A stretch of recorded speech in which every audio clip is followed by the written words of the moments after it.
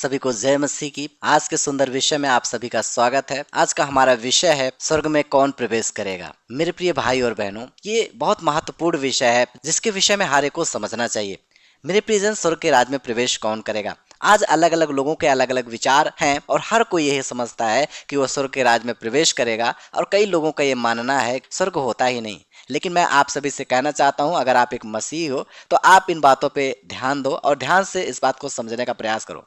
आइए हम परमेश्वर के कलाम को देखेंगे। प्रकाशित वाक्य उसका 22 का 14 नंबर वचन जब हम देखते हैं तो वचन में कुछ इस प्रकार से लिखा हुआ है। नंबर 1, प्रकाशित वाक्य उसका 22 का 14 नंबर वचन जब हम देखते हैं तो लिखा है, धन्य है वे जो अपने वस्त्र को धो लेते हैं, क्योंकि उन्हें जीवन के पेड़ के पास आने का अधिकार मिलेगा और वे फाटकों से होकर नगर में प्रवेश करेंगे। जो व्यक्ति अपने वस्त्र को धो लेते हैं, स्वर्ग के राज्य में, स्वर्ग के नगर में प्रवेश करने के लिए वचन कहता है पहले हमारा वस्त्र धुला होना चाहिए। मेरे प्रियो, यहाँ पे वस्त्र का तात्पर्य आपके सांसारिक वस्त्र की बात नहीं की जा रही है, आपके आत्मिक जीवन की बात की जा रही है, आपके आत्मिक लाइफ की बात की जा रही है। अगर वास्तव में परमेश्वर के द्वारा आपका वस्त्र धोया गया है, यही एक माध्यम है मेरे प्रियो, आप स्वर्ग के राज में प्रवेश कर सकते हैं। अगर आपका वस्त्र धोया नहीं गया है तो आप स्वर्ग के राज में प्रवेश नहीं कर सकते। नंबर 2, प्रकाशित वाक्य उसका 21 के 27 नंबर वचन को जब हम देखते हैं तो 21 के 27 नंबर वचन में लिखा है, और उसमें कोई अपवित्र वस्तु या घृणित काम करने वाला या झूठ का गढ़ने वाला किसी रीति से प्रवेश ना करेगा, परंतु केवल वे जिनके नाम मेमने की पुस्तक में लिखे होंगे। दूसरा पॉइंट ये है, जिनका नाम मेमने की पुस्तक में लिखा होगा ऐसे लोग स्वर्ग के राज में प्रवेश करेंगे। मेरे प्रियजन, जिनका नाम मेमने की पुस्तक में नहीं लिखा होगा ऐसे लोग स्वर्ग के राज में प्रवेश नहीं कर पाएंगे। तो हमें ये चीज समझना है कि मेमने की पुस्तक में क्या हमारा नाम लिखा है। मेरे प्रिय, आपका नाम मेमने की पुस्तक में लिखा है अगर आप मसीह यीशु के लहू के द्वारा खरीदे गए हैं, अगर यीशु के लहू के द्वारा आप मोल लिए गए हैं, अगर आप परमेश्वर की इच्छा के अनुसार अपना जीवन व्यतीत करते हैं। कलाम सिखाता है, और उसमें कोई अपवित्र वस्तु या घृणित काम करने वाला या झूठ का गढ़ने वाला किसी रीत से प्रवेश ना करेगा, पर केवल वे लोग जिनके नाम मेमने की पुस्तक में लिखे हैं। अगर आपका नाम मेमने की पुस्तक में लिखा है और आप झूठ के गढ़ने वाले नहीं हैं, तो आप परमेश्वर के राज में प्रवेश कर पाएंगे। मेरे प्रिय, अगर आपका नाम मेमने की पुस्तक में नहीं लिखा है, आप स्वर्ग के राज में प्रवेश नहीं कर सकते। पॉइंट नंबर 3 है, प्रकाशित वाक्य उसका 2 का 7 नंबर वचन। 2 के 7 नंबर वचन में लिखा है, जिसके कान हो वह सुन ले कि आत्मा कलीसियाओं से क्या कहता है। जो जय पाए मैं उसे उस जीवन के पेड़ में से जो परमेश्वर के स्वर्गलोक में है फल खाने को दूंगा। परमेश्वर के राज्य का आशीष, परमेश्वर के राज्य का फल आपको तभी मिल सकता है मेरे प्रियो, अगर आप जयवंत होंगे। मेरे प्रियो, हमें जय प्राप्त करने की जरूरत है। किस पर जय प्राप्त करना है? अपनी भावनाओं पर जय प्राप्त करना है, अपनी सोच पर, अपने विचारों पर जय प्राप्त करना है। वे विचार जो हमें बुराई की तरफ ले जाते हैं, उन पे हमें जय प्राप्त करने की जरूरत है। अपनी बुरी आदतों पे जय प्राप्त करने की जरूरत है, अपने शरीर पर जय प्राप्त करने की जरूरत है, अपनी सारी सांसारिक लालसाओं को मारने की जरूरत है, उन पे जय प्राप्त करने की जरूरत है। अगर ये क्वालिटी आपके अंदर विद्यमान है, मेरे प्रिय, मैं आपसे कहना चाहता हूं, परमेश्वर का वचन कहता है जो जय पाए वह परमेश्वर के राज में प्रवेश करने पाएगा। परमेश्वर का आत्मा इस बात की गवाही देता है, प्रभु का आत्मा इस बात को कहता है। वचन में लिखा है, जिसके कान हो वह सुन ले।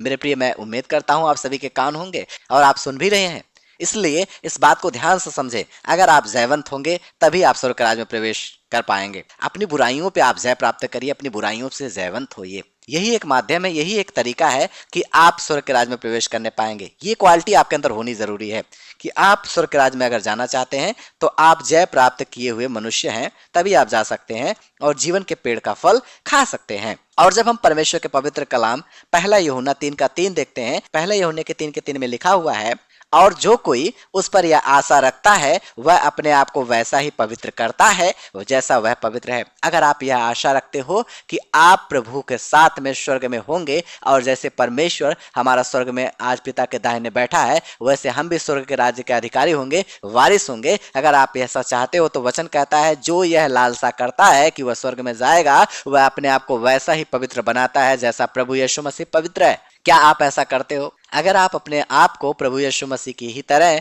पवित्र बनाना चाहते हो तो ही आप स्वर्ग के राज में प्रवेश करेंगे। अगर आपका स्वभाव मसीह जैसा नहीं है तो आप प्रवेश नहीं करने पाएंगे, क्योंकि वचन कहता है जो अपने आप को स्वर्ग के राज्य में देखना चाहता है वह अपने आप को वैसा ही पाक बनाता है जैसा प्रभु यीशु मसीह पवित्र था, पाक था। मेरे प्रियजन, और जब हम परमेश्वर के पवित्र कलाम पहला यूहन्ना 1 अध्याय के 7 नंबर वचन को देखते हैं तो 1 के 7 नंबर वचन में लिखा है, पर यदि जैसा वह ज्योति में है वैसे ही हम भी ज्योति में चले तो एक दूसरे से सहभागिता रखते हैं। यीशु मसीह के साथ हमारा मेल होता है। मेरे प्रियजन, यीशु मसीह के जैसा हमारा स्वभाव और हमारे व्यवहार, हमारे चाल चलन होते हैं तो ही एक तरीका है कि आप स्वर्ग के राज में प्रवेश करने पाएंगे। और वचन भी सिखाता है, जैसा यीशु मसीह ज्योति में है वैसा वह भी ज्योति में चले तो एक दूसरे के साथ सहभागिता रखते हैं और उसके पुत्र यीशु मसीह का लहू हमें सब पापों से शुद्ध करता है। जब तक हमारे स्वभाव की समानता यीशु मसीह की तरह नहीं है, जब तक हम यीशु मसीह का पीछा नहीं करते हैं, तब तक प्रभु यीशु मसीह का लहू हमें नहीं धोता है, हमें शुद्ध नहीं करता है। ऐसी परिस्थिति में मैं आपसे कहना चाहता हूँ, आप स्वर्ग के राज में प्रवेश नहीं करने पाओगे। अगर आप स्वर्ग के राज में प्रवेश करना चाहते हैं तो ये बातें आपके जीवन में अवश्य होनी चाहिए। मेरे प्रियो, यीशु के साथ हमारा मेल होना चाहिए और तभी जाके यीशु मसीह का लहू हमें साफ और शुद्ध करता है। और अगर यीशु मसीह का लहू हमें साफ और शुद्ध करता है तो मैं आपसे कहना चाहता हूं, आप स्वर्ग के राज में अवश्य प्रवेश करेंगे, इसमें कोई डाउट नहीं है। और कौन ऐसे लोग होंगे मेरे प्रिय जो स्वर्ग के राज में प्रवेश ना करेंगे? जब हम परमेश्वर के पवित्र कलाम को देखते हैं तो परमेश्वर के पवित्र कलाम में लिखा हुआ है, प्रकाशित वाक्य उसका 22 के 15 नंबर वचन में लिखा है, पर कुत्ते और टोन्हे और व्यभिचारी और हत्यारे और मूर्ति पूजक और हर एक झूठ का चाहने वाला और झूठ का गढ़ने वाला बाहर रहेगा। वचन कहता है स्वर्ग से बाहर कौन रहेगा, मतलब नरक के स्थान में किसका होगा? जो व्यक्ति कुत्तों जैसी आदत अपने अंदर धारण करता है, जो टोना टोटका करता है, व्यभिचार करता है और हत्या करता है, मूर्ति पूजा करता है जो कि व्यभिचार के बराबर है, और एक जो झूठ का चाहने वाला है और झूठ का गढ़ने वाला है। पवित्र बाइबल इस बात को कहती है कि मेरे प्रियजन, ऐसा मनुष्य वो बाहर रहेगा, स्वर्ग में प्रवेश नहीं करने पाएगा। और जब हम प्रकाशित वाक्य उसका 21 अध्याय के 8 नंबर वचन को देखते हैं तो उसमें कुछ इस प्रकार से लिखा है, पर डरपोकों और अविश्वासियों और घिनौनों और हत्यारों और व्यभिचारियों और टोनहों और मूर्ति पूजकों और सब झूठों का भाग उस झील में मिलेगा जो आग और गंधक से जलती रहती है, और यह दूसरी मृत्यु है।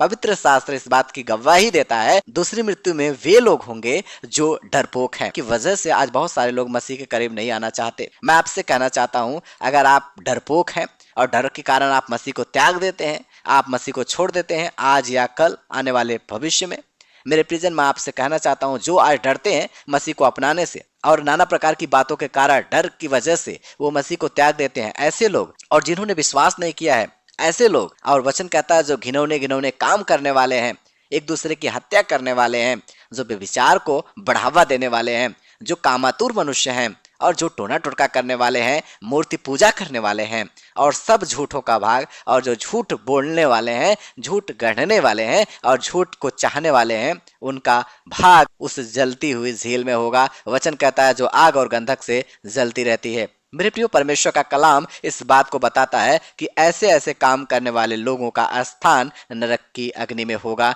वो दूसरी मृत्यु के शिकार हो जाएंगे। मेरे प्रिय भाई और बहनों, तो हमें विचार करने की जरूरत है, कहीं ऐसा ना हो कि हम परमेश्वर के राज्य में ना जाकर हम नरक की अग्नि के शिकार हो जाएं।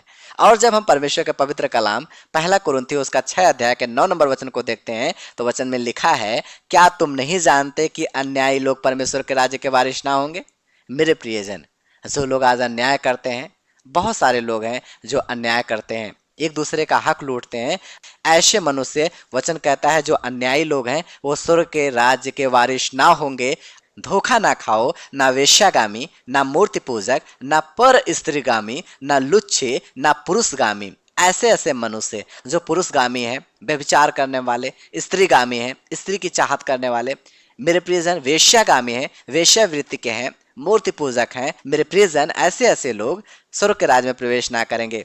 और आगे जब हम परमेश्वर का कलाम देखते हैं 10 नंबर वचन में लिखा है, ना चोर, ना लोभी, ना पियक्कड़, ना गाली देने वाले, ना अंधेर करने वाले परमेश्वर के राज्य के वारिस होंगे। मेरे प्रिय भाई और बहनों, आप अपने जीवन में विचार करें, क्या इन आदतों में से कोई आदत ऐसी है जो आपके अंदर आज विद्यमान है? क्या आप चोर हैं? क्या आप लोभी हैं? क्या आप पियक्कड़ हैं? या आप गाली देने वाले हैं? या अंधेर करने वाले हैं? क्या अन्याय करने वाले हैं? या आप वेश्यागामी हैं? या मूर्ति पूजक हैं? या पर स्त्रीगामी हैं? या लुच्चे या पुरुषगामी हैं? मेरे प्रियो, अगर इन बातों में से कोई भी बात आपके अंदर पाई जाती है, मैं आपसे कहना चाहता हूं, आप परमेश्वर के राज्य में प्रवेश नहीं कर पाएंगे, क्योंकि बाइबल इस बात के लिए सख्ती से कहती है, मेरे प्रियजन, ऐसे ऐसे काम करने वाले लोग स्वर्ग के राज्य के अधिकारी ना होंगे। और वचन कहता है कि धोखा ना खाओ।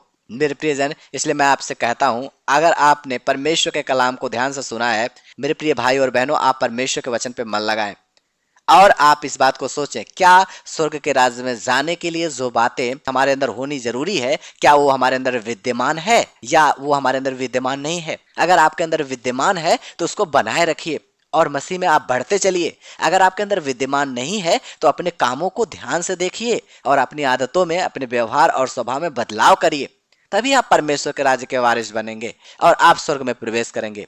प्रभु को महिमा मिले। सभी को जय मसीह की। Thank you for watching this video. If you enjoyed it, please hit the like button and the bell notification icon.